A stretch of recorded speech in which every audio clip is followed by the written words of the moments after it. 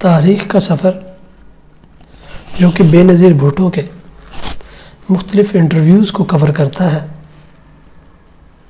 اور جس میں بھٹو خاندان کی اور بے نظیر کی جد و جہد کے بارے میں اور پاکستان کی سیاست کے بارے میں سمجھنے کے لیے بہت کچھ ہے۔ پہلا انٹرویو، ہماری جد و جہد جاری رہے گی۔ بیگم نصرت بھٹو نے علاج کے لیے میونخ یعنی جرمنی روانہ ہوتے وقت پی پی کی قیادت اپنی 29 سالہ صاحبزادی بے نظیر کو سونپ دی تھی، جو 34 مہینے کی طویل نظر بندی کے بعد چند ہی دن پہلے رہا ہوئی تھی۔ انہیں 8 مارچ 1981 کو حراست میں لیا گیا تھا۔ طویل نظر بندی کے خاتمہ اور پارٹی کی سربراہی سنبھالنے کے بعد کان کا علاج کرانے کی غرض سے بیرون ملک جانے کی اجازت ملنے پر وہ لندن پہنچی اور وہاں گارڈین کے لیے پہلا انٹرویو دیا۔ فوجی آمریت کے دوران تختہ دار پر لٹکائے گئے سابق وزیر اعظم پاکستان ذوالفقار علی بھٹو کی صاحبزادی بے نظیر بھٹو گزشتہ روز لندن پہنچی تو ان کے حامی ہزاروں پاکستانیوں نے ان کا پرجوش استقبال کیا۔ پاکستان کے آمر جنرل ضیاء الحق کے نام ایک 2 ٹوک پیغام میں انہوں نے اپنے عزم کو دہرایا کہ وہ اپنے عظیم باپ کا مشن جاری رکھیں گے اور اپنے پیارے وطن کو فوجی تسلط سے آزاد کرانے کے لیے کوئی دقیقہ فروغ گذاشت نہیں کریں گی۔ وہ 34 مہینے کی طویل نظر بندی کے بعد رہائی اور کان کا علاج کرانے کے لیے پاکستان سے باہر جانے کی اجازت ملنے پر برطانیہ پہنچی ہے۔ گزشتہ رات گارڈین کو انٹرویو دیتے ہوئے انہوں نے واضح الفاظ میں کہا، اگر قومی مفاد کا تقاضا ہوا اور پارٹی کے اغراض و مقاصد کے تحت ضرورت پڑی تو میں دوبارہ جیل جانے سے قطعاً نہیں گھبراؤں گی۔ تاہم آدمی کے کرنے کے لیے کئی دوسرے کام بھی ہیں جو وہ باہر رہ کر بہتر طور پر انجام دے سکتا ہے۔ فوجی حکومت کے لیے پاکستان میں میری نظر بندی یہاں رہنے کی نسبت زیادہ تکلیف دہ ہوگی۔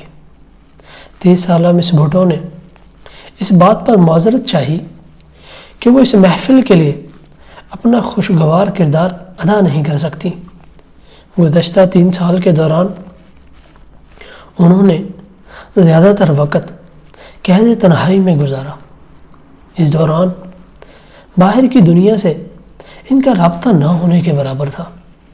گزشتہ رات دوستوں کی طرف سے مغربی لندن کے ایک فلیٹ میں انہیں سکون راحت بہم پہنچانے کے لیے ایک تفریحی پروگرام کا خصوصی اہتمام کیا گیا تھا۔ انہوں نے ٹی وی پر ایک فلم بھی دیکھی جو 1979 میں ان کے عظیم باپ کو دی گئی پھانسی کے متعلق تھی۔ اس موقع پر اپنے تاثرات کا اظہار کرتے ہوئے انہوں نے کہا، میرے والد آخری دم تک ثابت قدم رہے۔ انہوں نے کسی بھی مرحلہ پر ہمت نہیں ہاری اور کسی قسم کی تلخی کا اظہار نہیں کیا۔ انسان قبر میں اپنے ساتھ نیک نامی کے علاوہ کچھ بھی نہیں لے جا سکتا۔ انہوں نے مزید کہا کہ وہ اس بات پر خوش ہے کہ ایک فوجی حکومت کا قیدی ہونے کے ناطے ان کی اذیت ختم ہو گئی ہے، لیکن اگر انہیں اپنے وطن میں آزادانہ زندگی گزارنے کا موقع ملتا تو انہیں اور بھی زیادہ خوشی ہوتی۔ اس بے نظیر بھٹو نے اپنے والد کی المناک موت کے بعد پیپلز پارٹی کی قیادت سنبھالی، جس پر حکومت نے پابندی لگا رکھی تھی۔ آج کل ان کی پارٹی بحالی جمہوریت کی تحریک میں قائدانہ کردار ادا کر رہی ہے۔ ہیتھرو ایئرپورٹ پر اترنے کے بعد مس بھٹو نے اعلان کیا کہ اگر آئندہ انتخابات منصفانہ ہوئے تو ہماری پارٹی بھاری اکثریت سے جیتے گی۔ مجھے اس بارے میں قطعاً کوئی شک نہیں اور یہ بات حکمران بھی اچھی طرح جانتے ہیں۔ اس لیے صاف نظر آ رہا ہے کہ آئندہ انتخابات آزادانہ اور منصفانہ نہیں ہوں گے۔ مسٹر بھٹو نے، جو آکسفورڈ یونین کی سابق صدر ہیں، اس رائے کا اظہار کیا کہ میں برطانیہ میں رہتے ہوئے پاکستان کی حزب اختلاف کو منظم کرنے کا سوچ رہی ہوں۔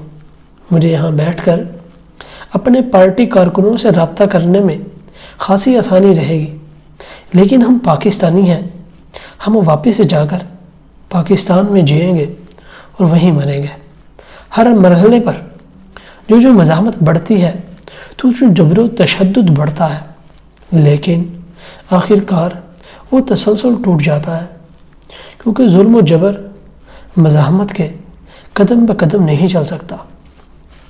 جیل میں گزارے ہوئے دنوں کے حوالے سے انہوں نے بتایا کہ جیل میں ان کے ساتھ اچھا سلوک نہیں کیا گیا۔ ان کے بائیں کان کی قوت سماعت بالکل ختم ہو گئی ہے۔ ان کی رہائی پر کارکنوں کو جتنی حیرت ہوئی، انہیں بھی اسی قدر حیرت ہوئی، کیونکہ ان کی رہائی بڑے ڈرامائی انداز میں ہوئی ہے۔ ان کی والدہ بیگم نصرت بھٹو کو گزشتہ سال طبی بنیاد پر رہا کر دیا گیا تھا، لیکن یورپ آنے کے بعد انہوں نے مکمل خاموشی اختیار کر لی۔ باور کیا جاتا ہے کہ بیگم صاحبہ کے چپ سادھنے کی بڑی وجہ ان کی صاحبزادی کی نظر بندی تھی۔ مس بھٹو نے بتایا کہ وہ لندن آتے ہوئے یورپ کے ایک ہسپتال میں زیر علاج اپنی والدہ سے مل کر آئے ہیں، جو اب الحمدللہ تیزی سے صحت یاب ہو رہی ہیں۔ مس بھٹو نے اس بات پر افسوس کا اظہار کیا کہ 1979 میں جب ان کے والد کو پھانسی دی گئی تو وہ اپنے بھائیوں مرتضیٰ بھٹو اور شاہ نواز بھٹو کے ساتھ رابطہ نہیں کر سکی، جو ان دنوں لندن میں تھے۔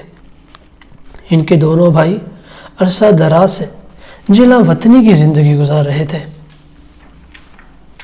انہوں نے مزید کہا کہ وہ دیگر امور کے علاوہ اپنے بھائیوں کے بچوں سے ملنے کے متعلق بھی سوچ رہی ہیں۔ ان دونوں کی شادی ہو چکی ہے۔ انہوں نے یہ بات بڑے دعوے سے کہی کہ ان کے خاندان کے لیے اعزا رسانی کا سلسلہ ہنوز جاری ہے۔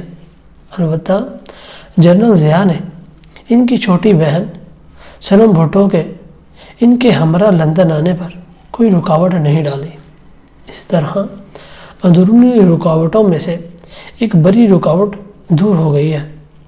مس بھٹو نے بتایا کہ ان کی رہائی سے صرف چند دن پہلے ان 2 نوٹسوں کی تعمیر کرائی گئی، جن کا تعلق ان کے والد کے خلاف ٹیکس چوری کے مقدمات سے تھا۔